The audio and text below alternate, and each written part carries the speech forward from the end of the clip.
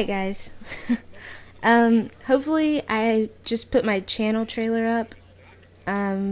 Hopefully you guys enjoyed that. But let's just get back into this. Okay.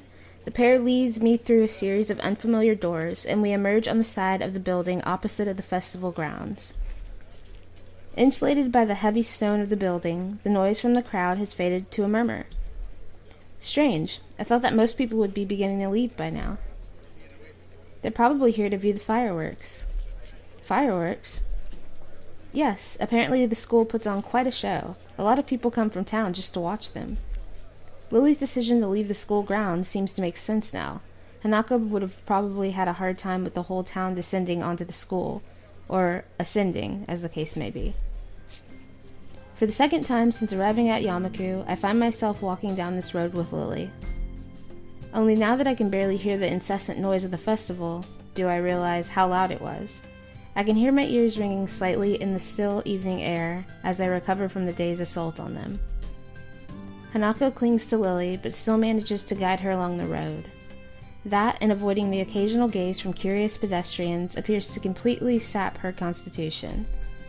She rarely raises her focus from the ground in front of her, nor does she utter a word. Lily, on the other hand, maintains her prim and proper persona just as she does in school. It's obvious she purposely puts effort into her appearance, rather than hiding it as Hanako does. Oh, they're so freaking adorable. What the heck? Okay, it's striking how different they are in their way of holding themselves outside of Yamaku's grounds. That said, it's obvious in both their cases that they do visibly change. Inside Yamaku, everyone is special, which negates the specialness of it. But once we venture outside the school gates, we're returned to the status of outsider and generic labels. Especially when we were still in a school uniform. It's like hanging a sign around your neck challenging people to figure out what's wrong with you. I'm surprised that so many of the students keep it on. Then again, with canes and wheelchairs common among the students, I guess it's not really much of a giveaway. Or maybe I'm the only one who sees this as a stigma? Maybe you get used to it after a time, like any other school uniform. Is this a tea place? Okay, yeah. The tea house seems fairly standard from the outside, just an ordinary building with typical signs decorating the entrance. It looks like the type of place you'd walk by without a thought, just another generic cafe in a sea of thousands. If Hanako hadn't steered Lily into the entrance, I would have continued on down the road without ever knowing that it existed. Ooh, the bell.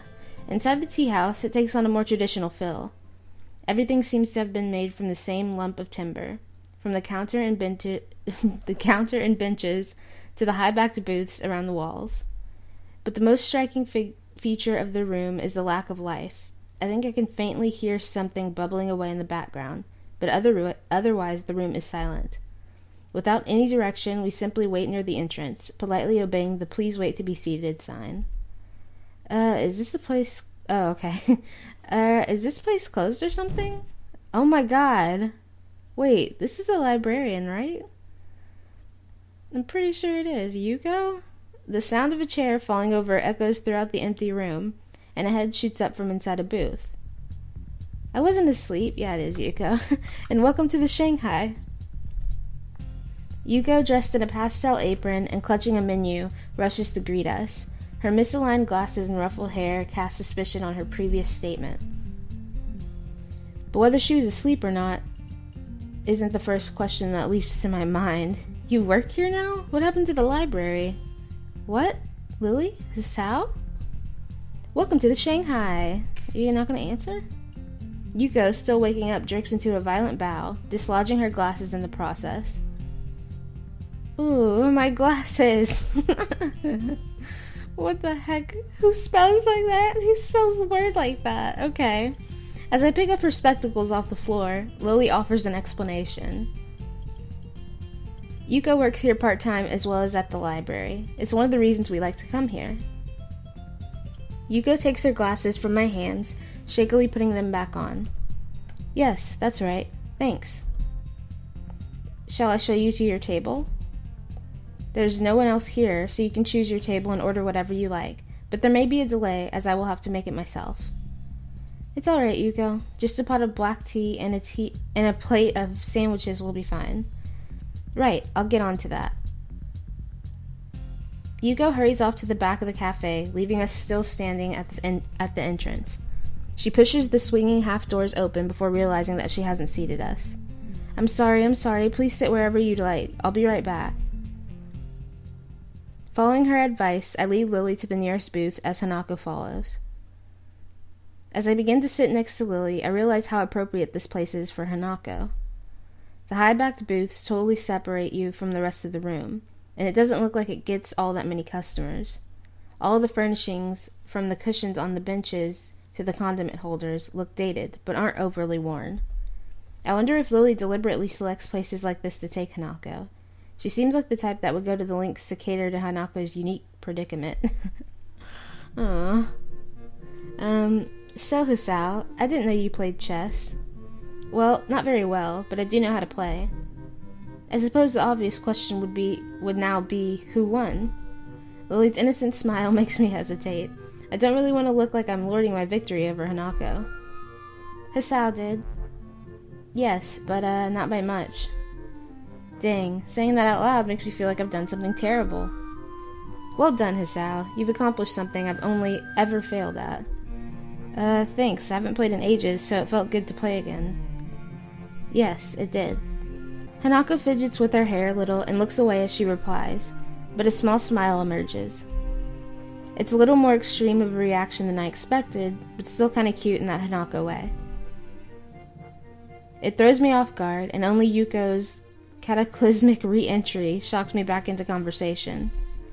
Are you alright there, Yuko? Do you need a hand? I'm fine. I have to do this properly, it's my job. Concentration plays across her face while she stares at the tray in her hands, as if simply looking at its contents will hold them in place. Sadly, this doesn't prove all that effective. Oh my god, she's shaking. The cups and saucers slowly dance around, occasionally clattering as they collide with one another. Taking great care, Yuko sets the tray down on the table with only the subtlest of crashes. There, see? Well done? Thank you, Yuko. Yuko's head rockets downwards in her distinctive bow before answering. You're very welcome. Would you like to join us? There's something else I'd like to discuss about that recent order, if I may. That's right. Lily and Yuko were discussing a pile of books when I first met Hanako. Something about Lily helping with the braille. Yes, we didn't get the chance to go through them, did we? Yuko hastily sits down next to Hanako.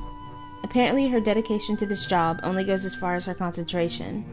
Once it's broken, she suddenly loses it. I'll be in the library tomorrow afternoon if you'd like to try again. That sounds perfect. I'll meet you there after classes.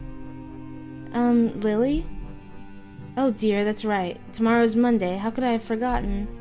I'm starting to feel a little left out of the loop here. Then again, that's to be expected. I've been here for barely a week, so it's impossible to know everyone's schedule. Well, perhaps we could come to some other arrangement. Yuko, will you be in the library later in the week? Maybe, but this is already overdue. And there are some things I need. This might be a problem. Lily ponders for a second before discovering the answer. I wonder, might we be able to enlist the help of another, if need be? To do what? You lost me quite some time ago. Being volunteered for something without even having the slightest idea what's going on isn't really my thing. And here I thought I had finally escaped the clutches of the student council and their repeated attempts to recruit me. Oh, come on, Hisao. Gosh. Oh, of course. The other day I was helping Yuko sort the new Braille books in the library. But Hanako and I usually go shopping on Monday afternoons. It's quieter on that day than on the weekends. Last week we couldn't go because I was busy with the festival. I managed to slip away later in the week, but Hanako couldn't make it. Well, since I can't read Braille, I'm assuming you'd like me to go shopping with Hanako? Correct. You were a great help to me the other day. I think I can handle that. Hanako, what do you think? If you wouldn't mind. Oh, it's so cute! Oh my gosh! It's too cute. Okay. Sorry. Okay, of course not. I'm still not familiar with all the stores in the area, so it sounds like a good idea. Okay. Now that we have that arranged, shall we have some tea? Why is Yugo still sad looking? Like, what's going on? Everyone else is smiling. Cheer up. It's now that I realize our tea has been sitting idly by all this time, getting no hotter. It's my fault. Let me pour that for you. Yuko reaches out with shaking hands, but I intercept her. She looks in no state to be handling hot liquids. Hot liquids. Sorry. Like I said, trouble talking. It's okay. It's alright. I've got it. Since you've already made the tea and sandwiches, you've fulfilled your waitress duties, right? I guess. Yuko relaxes a little, but still watches eagerly as I share out the assortment. What was that? Oh, okay. I was like, what the freak? Did we just get shot? Sorry. As I'm about to bite into the sandwich, a low, loud rumble can be heard, along with a flash of light from outside. Ah, I take it the show has started. Only now looking outside, I realize that dusk has come and gone, leaving us in the peak of twilight. Sparking tracers arc upwards, ready to explode in the floral shapes of fireworks. Let's go watch. Oh, sorry, Lily. Oh, no! Yuko, you freaking jerk! Oh my gosh! That's so sad. Please, don't miss the show on my account. From what I've heard, this isn't a bad location to watch them from. That is so sad. I wouldn't watch them. Oh my god, Hunako!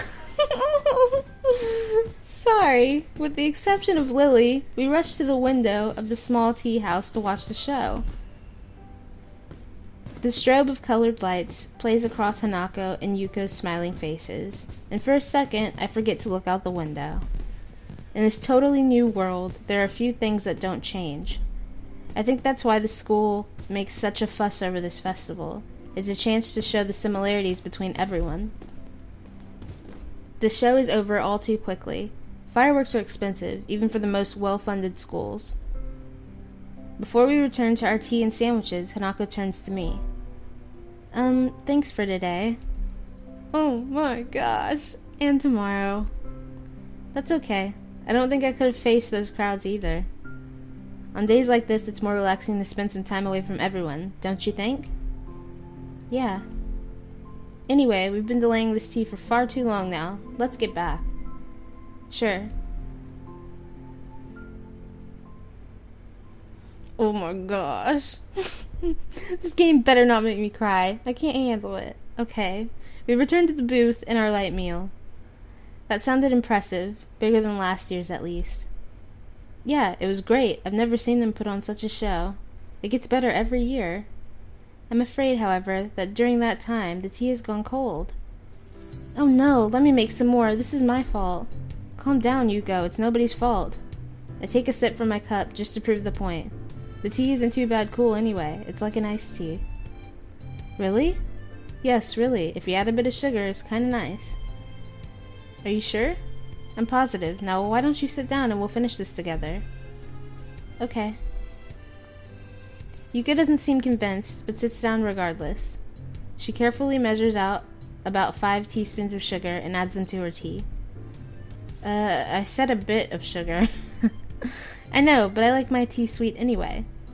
Curiously, I peer into her cup. As expected, hardly any of the sugar dissolves in the cold liquid. She stirs it twice before upturning the cup and drinking the contents, sugar and all, in a single mouthful. Ew. You're right, it's not bad at all. Good. I look back to Lily and Hanako, both of whom have finished their meal, as I witnessed Yuko's personality in action. Not wanting to hold anyone up, I use her tactic and finish the remainder of my tea in a single swill. Well then, it seems we're all finished. Should we head back now, or do we want seconds? Yuko's expression shows that this is clearly not a good idea. Okay. I think that it would be best if we got back soon. We do have to get back before curfew, after all. Oh, that's a good point. I'll meet you tomorrow, Yuko. I'll be looking forward to it, Lily. Goodbye, everyone. We make our way out of the small tea house and into the dark of the night. Lily and Hanako once again take point, but under the cover of darkness, Hanako seems slightly less stressed than she did on the trip here. We move against the occasional group of people emptying the school grounds, but Hanako seems to lead us along a few minor roads, avoiding the bulk of the crowd. Outside the dorms, the school seems strangely quiet when compared to the noise of the day. Well then, thank you both for today. I think I learned a lot. You're most welcome, but I'm afraid that I really must be going. Today's been a long day. That's right. Lily spent most of the day on her feet, and I can imagine that walking outside of the school would be pretty tiring for her. I feel a pang of guilt as I remember that I was probably the only one in the school that got up around 10 this morning. Sure thing. Well, I'll see you both tomorrow. Good night. Good night, Hisao. Night. The girls returned to their dorm, and I to mine. Actually, now that I consider it, today tired me out as well.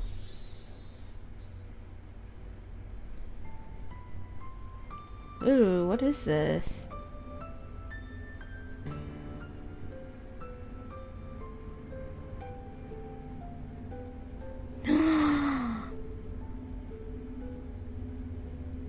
Oh my gosh, it was Hanako and she was moving.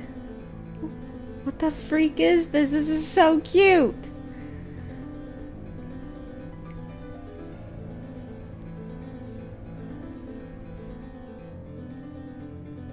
That's us, right? Oh my god.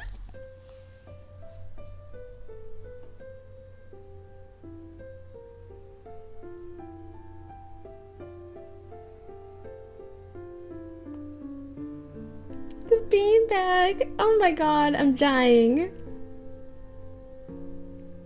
This is so cute.